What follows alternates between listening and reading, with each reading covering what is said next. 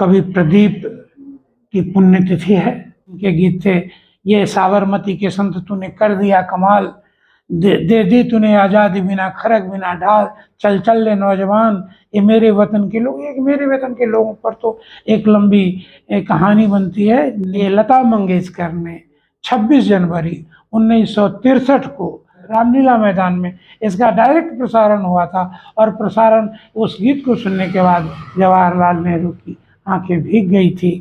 और इनका मानना था कि फिल्म अभिव्यक्ति का एक सशक्त माध्यम है और उस बहाने अपनी भावनाओं को जन जन तक पहुंचाया जा सकता है। इस न्यूज के प्रायोजक है अफजल फर्नीचर, सह प्रायोजक है हिंदुस्तान फार्मा पुराना चौक काटी एवं उषा फर्नीचर साइन रोड काटी।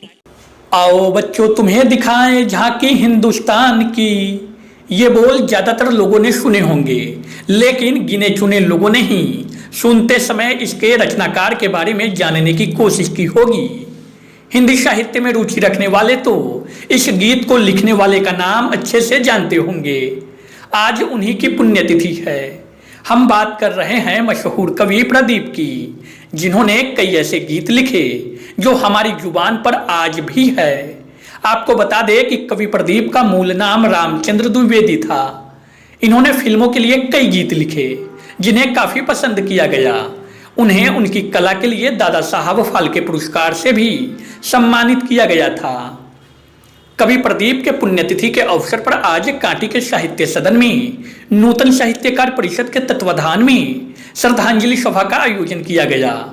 कार्यक्रम की अध्यक्षता चंद्रभूषण सिंह चंद्र ने की, जबकि संचालन पिनाकी झा ने किया। धन्यवाद ज्ञापन वरीय पत्रकार कुमार राकेश ने की। कार्यक्रम की शुरुआत कवि प्रदीप के चित्र पर पुष्प अर्पित करके किया गया। कार्यक्रम में साहित्य प्रेमियों ने कवि प्रदीप की जीवनी पर प्रकाश डालते हुए उनकी रचनाओं की चर्चा की। चंद्रभूषण सिंह चंद्र ने कहा कि कवि प्रदीप की रचना 70 से अधिक फिल्मों में गाना के द्वारा फिल्माया गया है। ऐ मेरे वतन के लोगों गाना की रचना आज भी हर लोगों की जुबान पर रहती है। कार्यक्रम में मुख्य रूप से स्वराज लाल ठाकुर, नंद किशोर सिंह, चंद्र किशोर चौबे, वरीय पत्रकार मनोज मिश्रा, प्रकाश कुमार, वसंत कुमार, टुनटुन कुमार आदि लोग शामिल रहे। कवि प्रदीप की पुण्यतिथि है। पुण्यतिथि को मनाते हुए हम लोग उनको हृदय से याद करते हैं, सत सत नमन करते हैं। कवि प्रदीप उज्जैन में, मध्य प्रदेश के उज्जैन में पैदा हुए थे, और मध्य प्रदेश के उज्जैन में पैदा होने के बाद प्रारंभिक शिक्षा तो उनकी वहीं हुई। शेष शिक्षा इलाहाबाद के दारागंज में हुई।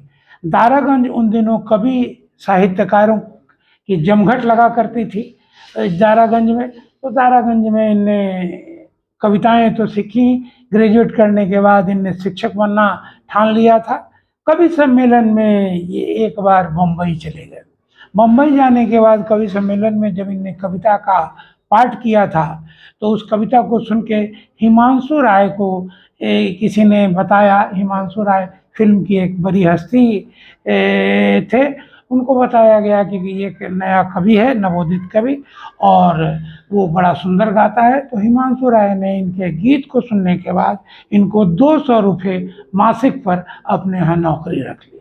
उसके बाद इनने 71, कुछ लोगों का कहना है 71, कुछ लोगों का कहना है 76 फिल्मों में 1700 से अधिक गाने लिखे, और एक से एक हिट गाने। इनने रोमानियत के गाने नहीं लिखे। खास साक्षात्कार में किसी ने पूछा भी कि आपने एक भी रोमानियत के गीत नहीं लिखे, तो उन्होंने बताया कि लोगों के बीच जो हमारा इमेज बन गया था उसको मैं बिगाड़ना नहीं चाहता था, और इनने इस भक्ति और देशभक्ति के गीत ही लिखे। भगत भर दे रे झोली, आज लुटा दे रे सर्वस्व अपना, मान ले कहना मेरा। इनके गीत थे, ये साबरमती के संत तूने कर दिया कमाल, दे दी तूने आज़ादी बिना खरक बिना ढाल, चल चल ले नौजवान ये मेरे वतन के लोग। ये मेरे वतन के लोगों पर तो एक लंबी कहानी बनती है। मेरे वतन के लोग जब इनने लिखा, लिखने के बाद ये लता मंगेशकर ने 26 जनवरी 1963 को गांधी मैदान में इसका डायरेक्ट प्रसारण हुआ था। हाँ गलत, रामलीला मैदान में इसका डायरेक्ट प्रसारण हुआ था। और प्रसारण, उस गीत को सुनने के बाद जवाहरलाल नेहरू की आंखें भीग गई थी। और कवि प्रदीप से बाद में फिर इन्होंने ये गीत सुना, तो ये गीत इतना नामी हुआ कि इसका राजस्व, यानी इसका जो, इससे जो रॉयल्टी मिलनी थी, उन्हें विधवाओं के नाम कर दिया। लेकिन एचएमबी कंपनी ने उसे जमा नहीं किया। अंत में महाराष्ट्र हाई कोर्ट ने 2005 में एक आदेश निकाला कि वो 5 लाख ये 10 लाख रुपए ये विधवाओं के कोष में जमा कर दिया जाए। इनने जमा कर दिया, और इनने जमा किया, एचएमबी के लोगों ने जमा कर दिया। इस तरह से इनके बहुत इनसे पूछा भी गया कि हिंदी फिल्मों की ये बदनसीब ने कहा कि मैं ये बताऊं आपको कि बहुत कम लोग जानते हैं कि हिंदी फिल्में वहाँ बनती हैं जहाँ हिंदी भाषाभाषी लोग नहीं होते हैं, जैसे महाराष्ट्र, जैसे गुजरात, जैसे बंगाल। महाराष्ट्र में मराठी लोग रहते हैं, गुजरात में गुजराती लोग होते हैं, और क्या कहते हैं कि बंगाल में बंगाली लोग होते हैं। इस तरह हिंदी फिल्में वहाँ नहीं बन पाते। इनसे ये भी पूछा गया कि आप अपने एक रचनाओं में उर्दू शब्द का क्यों उपयोग नहीं करते हैं। ये एक बात बताते हुए मैं अपनी बात समाप्त करना चाहूँगा कि हिंदी जगत के बहुत सारे लोग इसमें आए, अमृतलाल नागर, उपेंद्र प्रसाद अस्क, भवानी मिश्र, ये तमाम के तमाम लोग आए, लेकिन फिल्म को द्वैम दर्जे का ये मनोरंजन समझ के वे सारे के सारे लौट गए। ये डटे रहे, और इनका मानना था कि फिल्म अभिव्यक्ति का एक सशक्त माध्यम है, और उस बहाने अपनी भावनाओं को जन जन तक पहुंचाया जा सकता है।